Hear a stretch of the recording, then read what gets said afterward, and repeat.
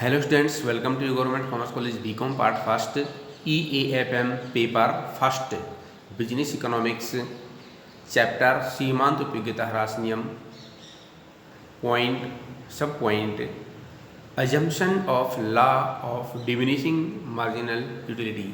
सीमांत उपयोगिता ह्रास नियम की मान्यताएं।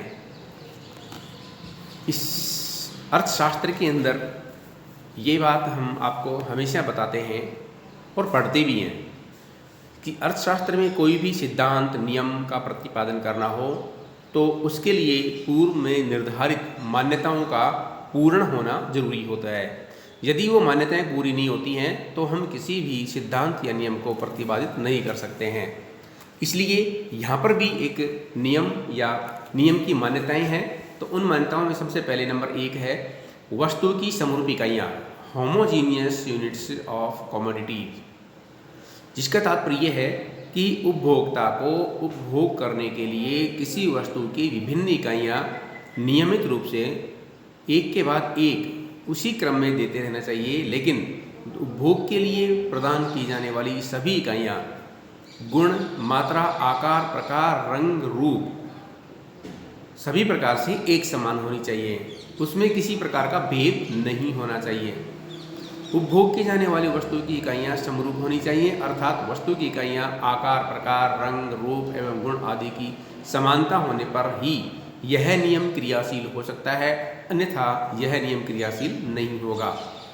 नंबर 2, निरंतर उपभोग, कंटिन्यूटी इन कंजम्पशन। यह नियम उस समय ही क्रियाशील होगा जब उपभोक्ता द्वारा उपभोग की जाने वाली वस्तु के उपभोग का क्रम निरंतर जारी रहता है।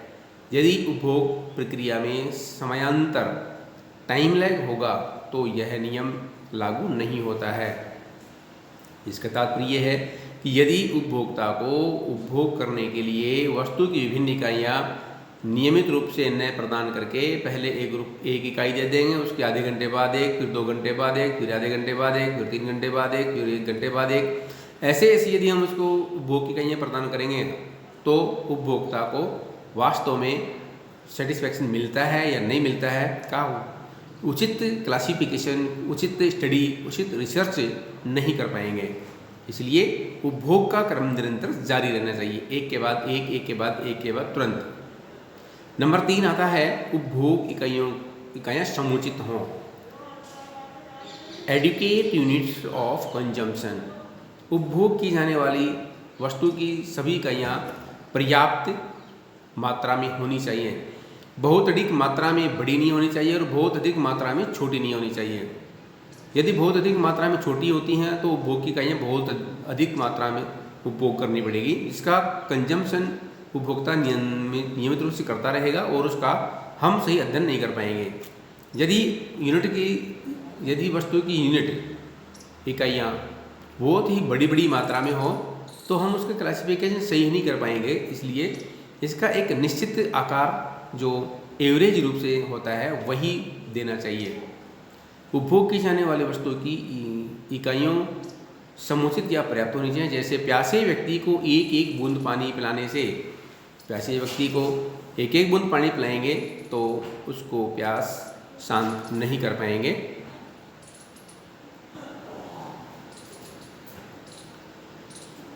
ऐसे ही यदि किसी व्यक्ति को खाना खिलाने के लिए बैठा देते हैं और हम उसको 1 किलो आटे की 1 रोटी बना करके दे देते हैं और फिर कहते हैं कि बताइए कैसा लगा और कितना अच्छा लग रहा, आपको 1 रोटी खा सकते हैं नहीं खा सकते हैं, तो ये उचित नहीं होता है, क्योंकि इसके लिए एक जो लिमिटेड क्वांटिटी होती है किसी वस्तु की वही उसको तैयार करके देनी चाहिए।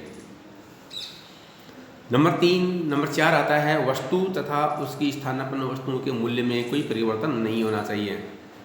जो वस्तु उपभोक्ता के द्वारा उपभोग की जा रही है उस वस्तु से संबंधित किसी भी प्रकार की प्रतिस्थापन वस्तु या उससे संबंधित अन्य कोई वस्तु के मूल्यों में परिवर्तन नहीं होना चाहिए।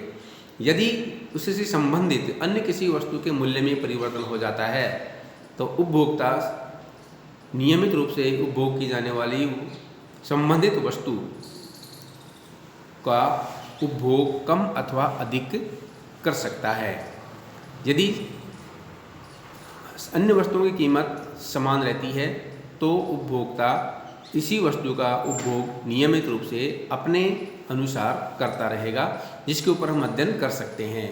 नंबर 5 आता है उपभोक्ता की मानसिक स्थिति में परिवर्तन नहीं होना चाहिए। No change in mentality of consumer. यह नियम तभी क्रियाशील होगा जबकि उपभोक्ता की मानसिक स्थिति में कोई परिवर्तन नहीं होता है। जैसे एक रोटी खाने के पश्चात यदि उपभोक्ता भांग पी लेता है तो रोटी की अतिरिक्त इकाइयों से उसकी उपयोगिता बढ़ती हुई मिलेगी। शराब पी लेता है तो बढ़ती हुई मिलेगी। इसका तात्पर्य ये है कि हम किसी पागल व्यक्ति के ऊपर, किसी अनसमझ व्यक्ति के ऊपर या किसी ऐसे व्यक्ति के ऊपर जो जिसका दिमागी संतुलन खराब हो अध्ययन नहीं कर सकते हैं। अथवा यदि कोई ऐसा व्यक्ति जो नशा करता हो, नशा करने के बाद में और किसी वस्तु को उपयोग करता हो और फिर हम उसके बारे में सोचते हैं कि ये क्या उसको अच्छा लगा, क्या बुरा लगा, सेटिस्फेक्शन मिला या नहीं मिला, तो जो व्यक्ति पागल हो जाता है, मानसिक संतुलन खराब हो जाता है, वो स्वयं के बारे में अंदाज़ा नहीं लगा सकता है, तो एक यूटिलिटी के बारे में अंदाज़ा कैसे लगा पाएगा। इसलिए यूटिलिटी का अंदाज़ा अनुमान लगाने के लिए किसी व्यक्ति या उपभोक्ता का मानसिक संतुलन बिल्कुल स्थिर और सामान्य होना चाहिए। नंबर 6 उपभोक्ता की आय, रुचि, पसंद, फैशन आदि में परिवर्तन नहीं होना चाहिए। Income, taste, fashion and habit of the consumer should remain unchange. इस नियम की क्रियाशीलता के लिए यह मान्यता है कि आय, रुचि, पसंद, फैशन, आदत में कोई परिवर्तन नहीं होना चाहिए। यदि इनमें किसी प्रकार का परिवर्तन होता है तो उपभोग करने वाले उपभोक्ता के कंजम्पशन पर प्रभाव पड़ता है और वह पहले की अपेक्षा अधिक मात्रा में या कम मात्रा में उपभोग कर सकता है। इसलिए उपभोग करते समय उससे संबंधित किसी प्रकार के अन्य वस्तुओं, अन्य बातों और अन्य प्रक्रियाओं में परिवर्तन नहीं होना चाहिए, उसको स्थिर मान करके इसका अध्ययन किया जाता है। नंबर 7 सुखमय आर्थिक दशा।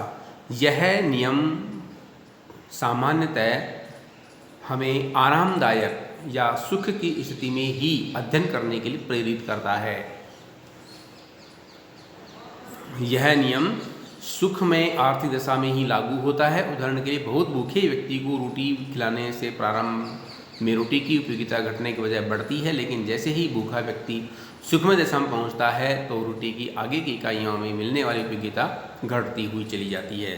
इसलिए यह सुखमय आर्थिक दशा के अंतर्गत ही अध्ययन सही किया जा सकता है। नंबर 8 उपभोक्ता पर प्रदर्शन का प्रभाव न पड़ना। No demonetisation effect on consumer. इस नियम के क्रियाशील होने के लिए यह भी मान्यता है कि उपभोक्ता पर प्रदर्शन का प्रभाव नहीं पड़े। जैसे जैसे यदि निम्न आय वर्ग के लोग उच्च आय वर्ग के लोगों के देखा देखी किसी वस्तु को अधिक मात्रा में रखना प्रारंभ कर देते हैं तो उनके द्वारा प्राप्त की गई वस्तु की क्रमिक इकाइयाँ एक निश्चित सीमा तक घटती हुई सीमांत उपयोगिता प्रदान नहीं करती है। तो ये था हमारे पास में सीमांत उपयोगिता ह्रास नियम की मान्यताएं। और सीमांत उपयोगिता ह्रास नियम की मान्यताएं होती हैं, जब तक ये मान्यताएं पूरी नहीं होंगी तब तक हम किसी भी प्रकार के नियम या रिसर्च नहीं कर पाते हैं, उसका पूरा प्रतिपादन नहीं कर पाते हैं। उसके बाद आता है हमारे पास में सीमांत उपयोगिता ह्रास नियम लागू होने के कारण।